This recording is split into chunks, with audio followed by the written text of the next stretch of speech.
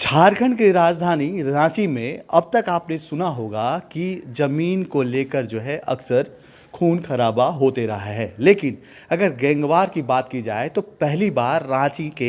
रांची के मोरहाबादी में एक गैंगवार की घटना को अंजाम दिया गया। लेकिन सबसे बड़ा बात है कि रांची के मोरहाबादी जैसे पॉश इलाके में, जहां रांची के कई बड़ी अधिकारियों के साथ साथ जो है झारखंड मुक्ति मोर्चा के जो सुप्रीमो हैं शिबू सोरेन, उनके आवास है और उनके ठीक आवास के सामने गोलीबारी की घटना को अंजाम दिया गया, और वो भी गैंगवार को लेकर। तो ऐसे में कहा जा सकता है कि राजधानी रांची जो है अब कितनी सुरक्षित है, इस पर अब जरूर है एक सवालिया निशान खड़ा हो रहा है। लेकिन दूसरी तरफ अगर बात की जाए तो जिस तरह से रांची के मोरहाबादी में गैंगवार की घटना घटी है, और इस गैंगवार की घटना के बाद जिला प्रशासन ने जिस तरह से मोरहाबादी के आसपास जो लोग दुकान लगाते हैं उन दुकानदारों को दुकान नहीं लगाने की जो है हिदायत दी है, सख्त फरमान जारी कर दिया है, इसको लेकर जो है दुकानदारों में नाराजगी देखने को मिल रही है। एक और अगर बात की जाए तो जिस तरह से जो दुकानदार हैं अपनी रोजमर्रा की जो जीवन चलाने के लिए जो है ये छोटी मोटी दुकानों को रांची मोरहाबादी के आसपास जो है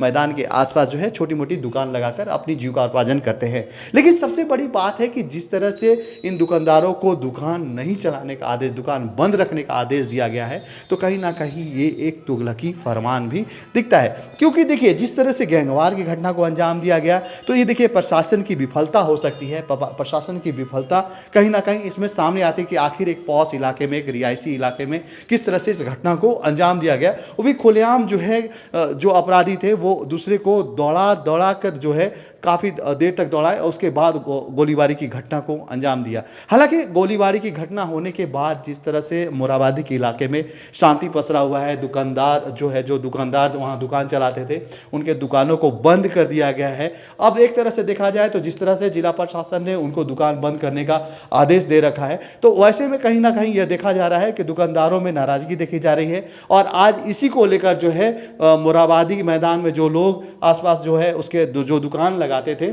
सभी दुकानदार जो है रांची की मेयर जो है डॉक्टर आशा लकड़ा के आवास पे पहुंचकर अपनी गुहार लगाई है। लेकिन सबसे बड़ी बात है कि जो दुकानदार है वो गुहार तो लगा रहे हैं, लेकिन सबसे बड़ी बात है कि इस कोरोना संकट में जिस तरह से एक साल तक कोरोना संकट रहा, और कोरोना संकट के कारण उनका कहीं ना कहीं जो जीवन अस्त व्यस्त रहा, और लंबे समय के बाद उनको एक आस जगी कि दुकान फिर से खुले और वो लोग दुकान चलाकर अपनी जीविका उपार्जन कर रहे हैं। लेकिन सबसे बड़ी बात है कि जीविका उपार्जन करने के लिए दुकान तो चला रहे हैं, लेकिन जिला प्रशासन ने अब सख्त आदेश दे दिया है। तो ऐसे में कहा जा सकता है कि जिला प्रशासन को कहीं ना कहीं इन दुकानदारों को कहीं ना कहीं छूट देनी चाहिए कि गैंगवार की घटना तो घट गई है, लेकिन अगर ये आदेश दे दिए तो